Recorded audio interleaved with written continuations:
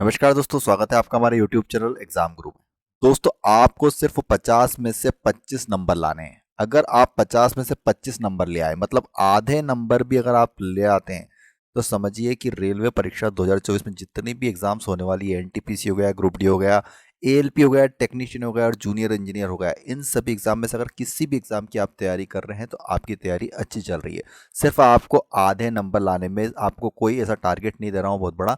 सिर्फ अगर आप 25 नंबर या फिर 25 से प्लस नंबर आ गए तो समझिए कि आपकी तैयारी बहुत अच्छी चल रही है और आगे आपके चांसेस बढ़ गए हैं अब सिलेक्शन के, क्योंकि ये टेस्ट बहुत ही थोड़ा सा लेवल वाला टेस्ट है और इस तरह के क्वेश्चंस पूछे जाते हैं और बच्चे अक्सर इस तरह के क्वेश्चंस गलत करते हैं।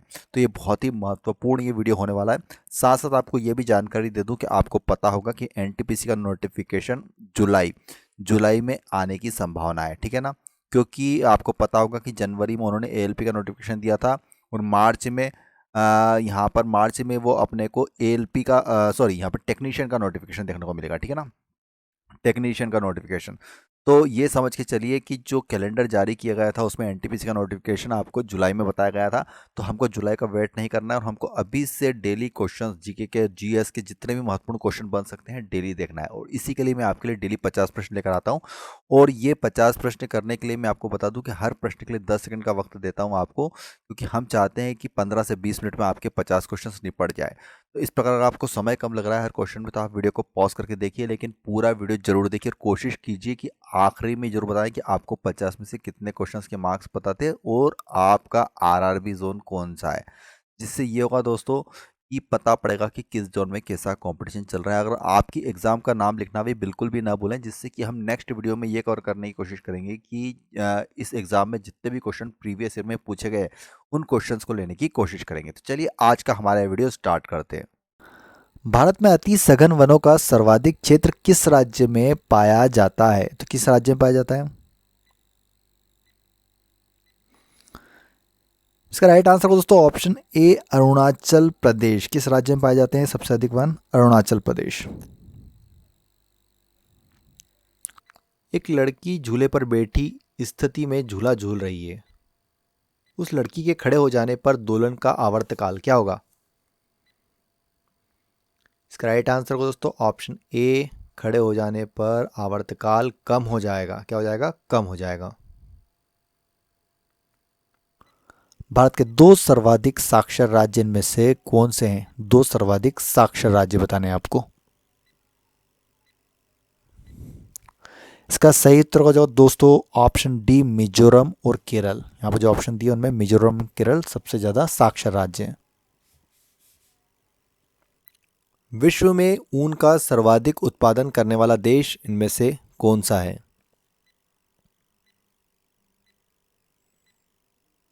इसका सही उत्तर है option number 20 right answer, Australia, जो कि विश्व में ऊन का सबसे ज्यादा उत्पादन करता है। कास्ट मैदानों में यत्र तत्र स्थिति अवशिष्ट टीलों को क्या कहा जाता है? तो क्या कहा जाता है इन्हें? इसका सही उत्तर होगा दोस्तों ऑप्शन सी, ह्यूमस। क्या कहा जाता है इसको? ह्यूमरस कहा जाता है।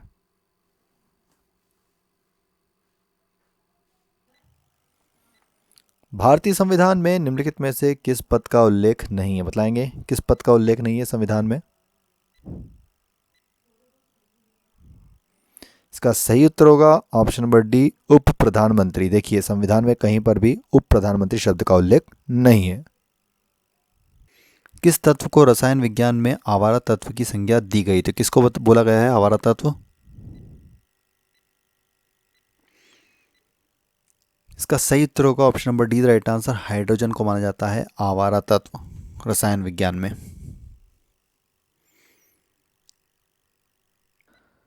तिब्बत में मानसरोवर झील के पास किस नदी का उद्गम स्रोत स्थित है? बताएंगे किस नदी का उद्गम स्रोत स्थित है? तो इसका राइट आंसर होगा दोस्तों सिंधु, सतलज, ब्रह्मपुत्र, मतलब तीनों ही नदियां तिब्बत से निकलती है। भारत का प्रामाणिक समय किस देशांतर से लिया गया है? बताएंगे दोस्तों भारत का प्रामाणिक समय। इसका राइट आंसर को दोस्तों ऑप्शन डी 82.5 डिग्री ईस्ट से लिया गया। किससे लिया गया? 82.5 डिग्री ईस्ट।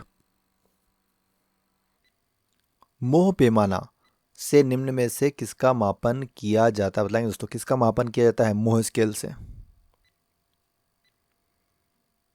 इसका राइट आंसर होगा दोस्तों ऑप्शन बी, चट्टानों की कठोरता पता लगाई जाती है मोह स्केल से। क्या पता लगाई जाती है? चट्टानों की कठोरता।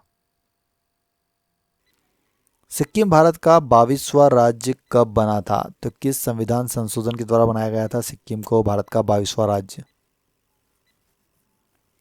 इसका सही उत्तर होगा दोस्तों ऑप्शन डी, 36वें संशोधन के द्वारा बनाया गया था सिक्किम को 22वां राज्य। गोविंद महल जो हिंदू वास्तुकला का अप्रतिम उदाहरण है, कहां पर स्थित है? बताएंगे कहां पर स्थित है? इसका राइट आंसर दोस्तों दतिया में स्थित है गोविंद महल। कहां पर स्थित है? दतिया में स्थित है। ब्रह्म सत्य है और जगत मिथ्या, यह किसकी उक्ति है? बतलाएंगे यह किसने कहा था? इसका राइट आंसर को दोस्तों ऑप्शन ए, शंकराचार्य ने कहा था ब्रह्म सत्य है और जगत मिथ्या। यह उनकी उक्ति है शंकराचार्य की। किस वर्ष भारत एक प्रभुत्व संपन्न प्रजातांत्रिक गणराज्य बना? राइट आंसर को दोस्तों ऑप्शन नंबर डी, 1950 में। 1950 में भारत का गणतंत्र लागू हुआ था।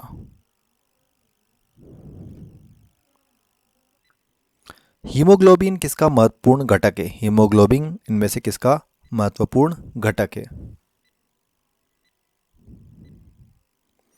इसका सही उत्तर हो जाएगा option number A right answer, RBC का। किसका घटक है? आरबीसी का। तंजौर का बृहदीश्वर राजराजेश्वर मंदिर किस देवता को समर्पित है? तो किस देवता को समर्पित है? ये शिव को समर्पित है। जो तंजौर का राजराजेश्वर मंदिर है वो शिव जी को समर्पित है।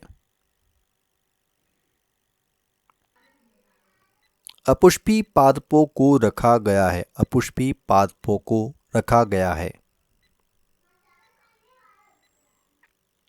राइट आंसर हो जाएगा दोस्तों क्रिप्टो गेम्स में। किस में रखा जाता है इन्हें? क्रिप्टो गेम्स में। 18 कैरेट के मिश्रित सोने में शुद्ध सोने का प्रतिशत कितना होता है? तो कितने परसेंट होता है शुद्ध सोना? इसका राइट आंसर दोस्तों ऑप्शन बी, 75% होता है शुद्ध सोना 18 कैरेट के सोने में। राष्ट्रीय विकास परिषद के सदस्य नहीं होते हैं। कौन नहीं होता है इनमें से राष्ट्रीय विकास परिषद के सदस्य? इसका सही उत्तर दोस्तों ऑप्शन ए, राज्यों के राज्यपाल नहीं होते हैं राष्ट्रीय विकास परिषद के सदस्य।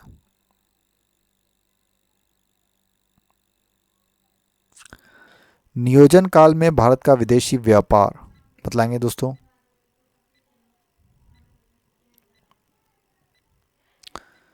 इसका सही उत्तर है दोस्तों ऑप्शन सी, मात्रा व मूल्य दोनों में बढ़ा है। नियोजन काल में भारत का विदेशी व्यापार मात्रा एवं मूल्य दोनों में बढ़ा है। सेल्वा वन कहाँ पर मिलते हैं? बताएंगे दोस्तों सेल्वा वन कहाँ पाए जाते हैं? इसका सही उत्तर है ऑप्शन ए, विषुवतीय प्रदेशों में। सेल्वा वन कहाँ पर पाए जाते हैं? विषुवतीय प्रदेशों में। निम्नलिखित में से किस राज्य से होकर कर्क रेखा नहीं गुजरती है? तो किस राज्य से होकर नहीं गुजरती है कर्क रेखा? बतलाएंगे। तो देखिए गुजरात, राजस्थान और पश्चिम बंगाल से होकर तो कर्क रेखा गुजरती है, लेकिन उड़ीसा से नहीं गुजरती है। तो मतलब option number A is right answer.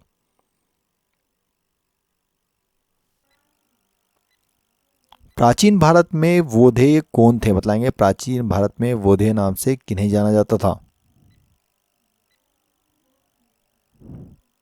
इसका सही उत्तर होगा एक गणतांत्रिक जनजाति।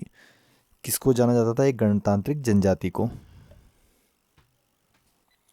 धातु जो गर्म सोडियम हाइड्रोक्साइड विलयन से अभिक्रिया कर हाइड्रोजन गैस देती है कौन सी है?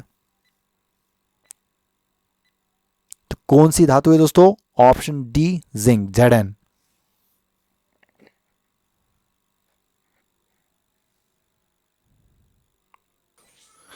विश्व में इलायची का सबसे प्रमुख उत्पादक देश कौन है? विश्व में इलायची का सबसे प्रमुख उत्पादक देश कौन है? इसका सही उत्तर है option number B, right answer, Guatemala, जो कि इलायची का सबसे प्रमुख उत्पादक देश है। भारतीय संविधान ने किस प्रकार के लोकतंत्र को अपनाया है? बतलाएंगे?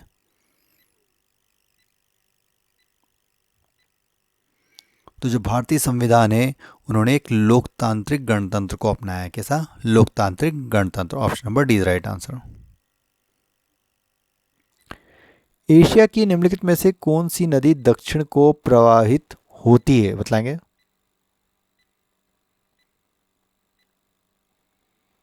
तो इसका सही उत्तर दोस्तों ऑप्शन डी, साल्वीन नदी, जो कि दक्षिण दिशा में प्रवाहित होती है।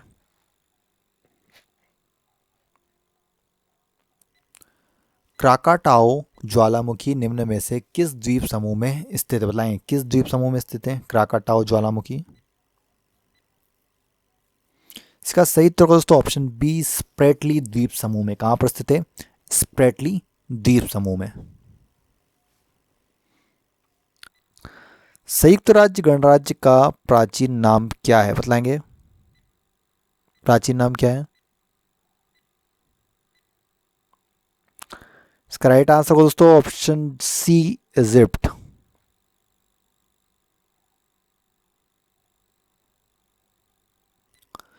सोने के सर्वाधिक सिक्के किस काल में जारी किए गए? बताएंगे दोस्तों सोने के सर्वाधिक सिक्के इनमें से किस काल में जारी किए गए? इसका राइट आंसर को दोस्तों ऑप्शन बी, गुप्त काल में जारी किए गए थे सोने के सर्वाधिक सिक्के। किस काल में? गुप्त काल में। बिना शल्य चिकित्सा के पथरी का इलाज किया जाता है किस पद्धति के द्वारा किया जाता है? आपने सुना भी होगा। इसका राइट आंसर दोस्तों ऑप्शन सी, लेजर पद्धति के द्वारा किया जाता है पथरी का इलाज।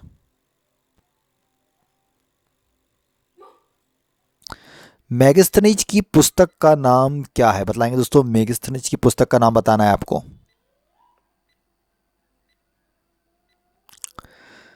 इसका सही उत्तर दोस्तों ऑप्शन डी, इंडिका। मेगास्थनीज की पुस्तक का नाम क्या है? इंडिका। मानव जातियों के वर्गीकरण के लिए निम्न में से किस कसौटी का प्रयोग नहीं किया जाता है? इसका राइट आंसर को दोस्तों कान, जबकि आंख, नाक और बाल का प्रयोग किया जाता है वर्गीकरण के लिए मानव जातियों के। एशियाई मत्स्य उत्पादक देशों में भारत का स्थान कौन सा है? मछली उत्पादक देशों में भारत का स्थान पूछा गया है। इसका राइट आंसर दोस्तों ऑप्शन बी, दूसरे स्थान पर आता है एशिया में। पहले स्थान पर कौन आता है कमेंट बॉक्स में जरूर बताइएगा। मुद्रास्फीति की उच्च दर और बेरोजगारी की उच्च दर की एक साथ उपस्थिति को क्या कहते हैं? इसका सही उत्तर दोस्तों ऑप्शन बी, स्टैगफ्लेशन। इसको कहा जाता है स्टैगफ्लेशन। जायकबाड़ी परियोजना किस नदी पर स्थित है? बतलाएंगे जायकबाड़ी परियोजना इनमें से किस नदी पर स्थित है? दोस्तों इसका सही उत्तर होगा option number C, right answer, Godavari नदी पर स्थित है जायकबाड़ी परियोजना।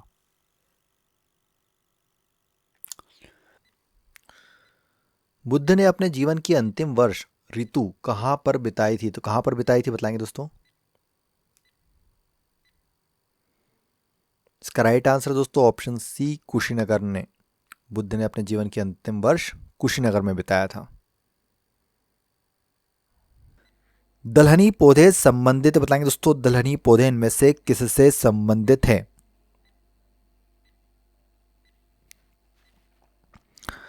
इसका सही उत्तर को दोस्तों ऑप्शन सी, लेग्यूमिनोसी से। किससे संबंधित है? लेग्यूमिनोसी से।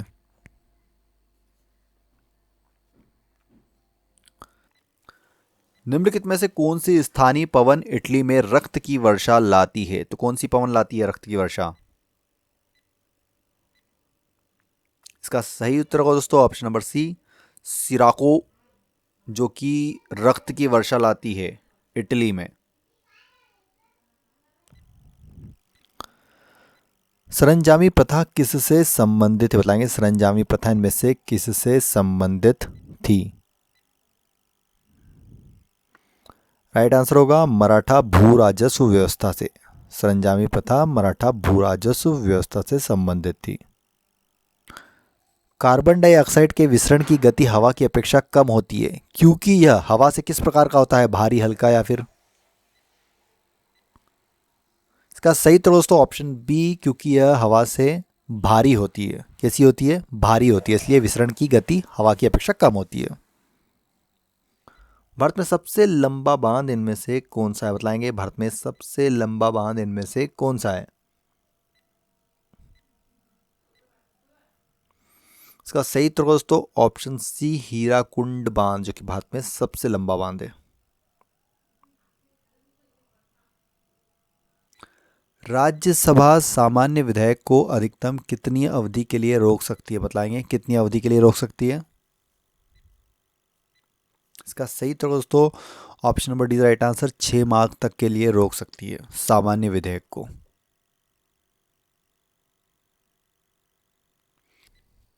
भूपृष्ठ की किस परत में बेसाल्ट चट्टानों की अधिकता है। इसका राइट आंसर होगा दोस्तों ऑप्शन बी, सीमा। जो सीमा है उसमें बेसाल्ट चट्टानों की सबसे अधिकता रहती है।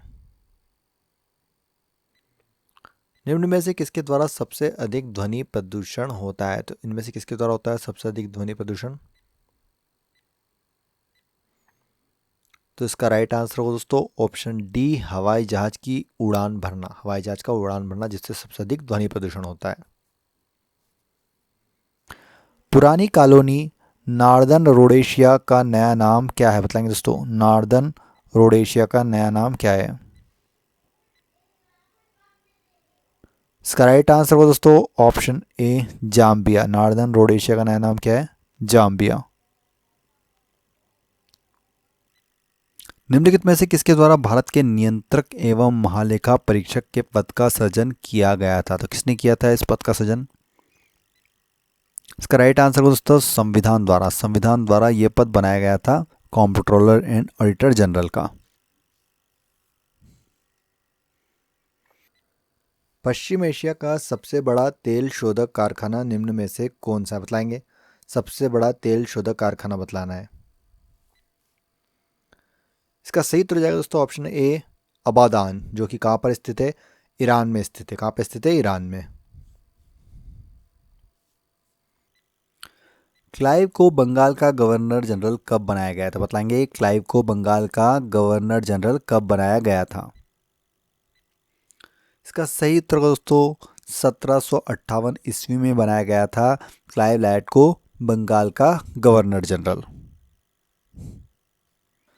कोयले की कौन सी किस्म भूरा कोयला के नाम से जानी जाती है, तो कौन सी किस्म जानी जाती है भूरे कोयले नाम से।